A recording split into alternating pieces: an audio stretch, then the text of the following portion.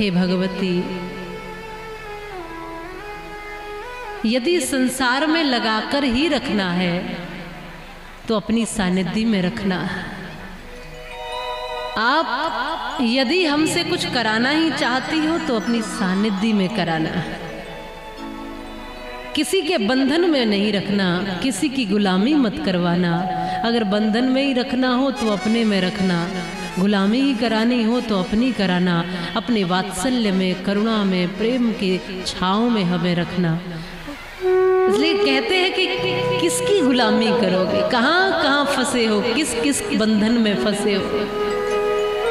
फंसना ही है, गुलामी करनी है तो भगवान की कर लो।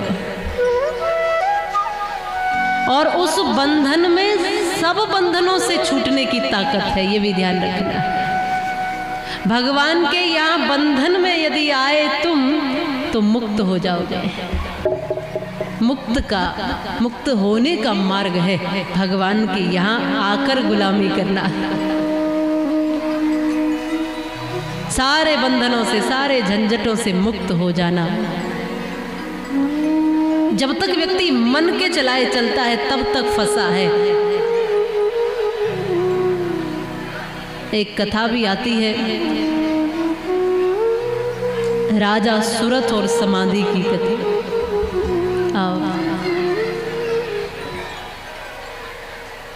ये सोच कर के संसार में सुख मिलेगा, व्यक्ति खूब दौड़ता है, खूब भागता है, खूब सारा धन कमाता है। कमाना बुरी बात नहीं, कमाना ही चाहिए, लेकिन ये सोचना कि इसी में सुख है, ये गलत है। ये सब ये साधन है, कहीं ना कहीं कुछ न कुछ व्यवस्थाओं को व्यवस्थित करने के लिए बस उतना भर है, पर मेरी तृप्ति के लिए ये पर्याप्त नहीं है। कोई बड़े से बड़ा धनिक हो, कितने भी बड़े से बड़ा धनिक हो, कितना भी बड़ा धनाढ्य हो, धन के कारण क्या सुखी है? धन के कारण सुख नहीं मिलेगा कि चलो इतना कमा लिया जाए फिर सुखी हो जाएंगे।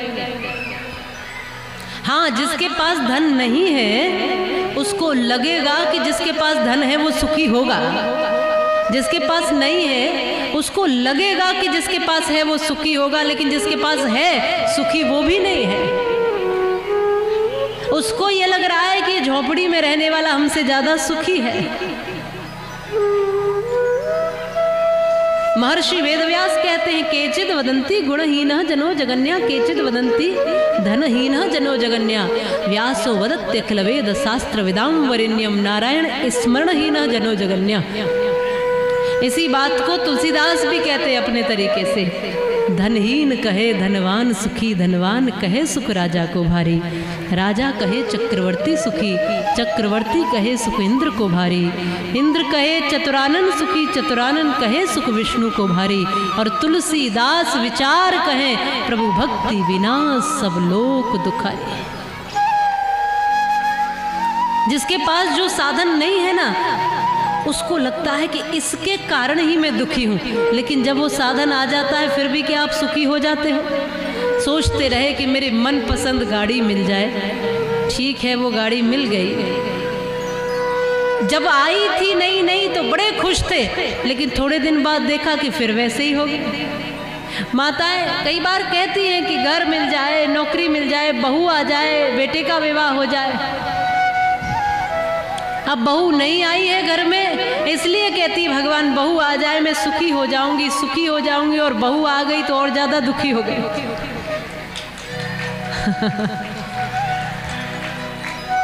कहती थी कि बहू आ जाएगी तो मैं बिल्कुल फ्री हो जाऊंगी, मैं सुलझ जाऊंगी, मैं तो बस एकदम आराम से बैठ के खाऊंगी। लेकिन अब पता चला 2 लोगों का और बढ़ गया। हाँ, नहीं तब भी दुखी है, तब भी दुखी, क्योंकि मूल बात यह है कि हम आनंद सुख वहां खोजना चाह रहे हैं जहां वास्तव में है ही नहीं। हमारी खोज ही गलत है। इसका मतलब ये नहीं कहती कि कुछ कमाओ मत, कुछ करो मत, सब कुछ करो जीवन में, लेकिन जानबूझ कर करो, देख कर करो, आंखें खोल कर करो। ये देख कर करो कि ये संसार मेरा नहीं है, मेरे लिए है। ये रिश्ते, ये लोग, ये संबंधी, ये रिश्तेदार, ये दिखने वाले सब मेरे लिए है, पर मेरे नहीं है। और उन बाहर की बातों को छोड़ दो, ये जो दिख रहा है ये भी मेरे लिए है, पर मेरा नहीं है। अगर मेरा होता तो सदैव मेरे पास होता, मेरा नहीं है। फिर जब ये छूटता है तो दुख क्यों होता है? फिर कोई रिश्ता टूटता है तो दुख क्यों होता है? फिर लोग रूठते हैं तो दुख क्यों होता है? क्योंकि हम उनको मेरा मानकर बैठ गए, ये मेरा है।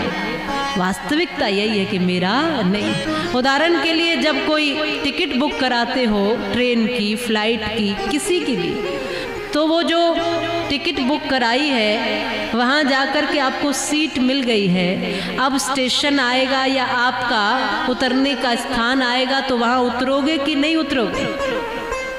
उतरोगे ना। अब जब उतरोगे तो क्या उस सीट को लेकर उतरोगे, या चिपक चिपक करके उतरते समय उससे गले लग लग कर रोओगे कि मेरी सीट छूट रही?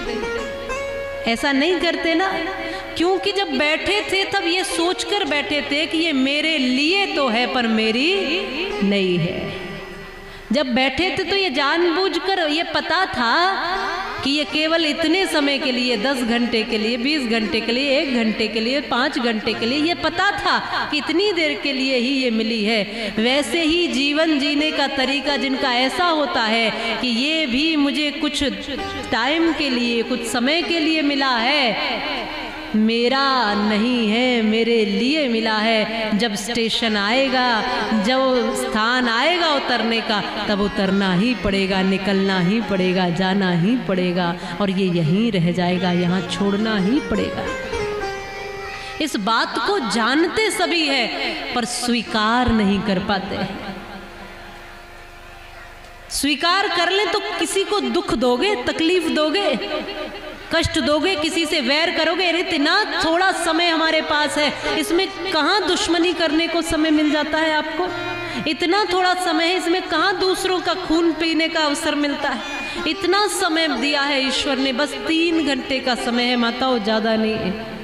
1 घंटा बचपन का, 1 घंटा जवानी का और 1 घंटा बुढ़ापे का, ये 3 ही घंटे मिले हुए हैं। और 3 के बाद सीधा टिकट। ये दुनिया सराय फानी देखी, यहाँ की हर चीज आनी जानी देखी। आके न जाए वो बुढ़ापा देखा, और जाके न आए वो जवानी देखे। सब कुछ तो देख लिया है, थोड़े समय के लिए मिला है, उसका सदुपयोग करना है और ऐसे जीवन जीना है कि हर पल बस आखिरी ही है। किसी पल खुश होंगे ऐसा मत सोचना, ये पल मिला है, किसी पल का भरोसा क्या है? बोले ये काम हम कल करेंगे, कल का भरोसा क्या है? आओ सजा लें आज को, कल का पता नहीं, और कल को तो छोड़िए जनाब, पल का पता नहीं।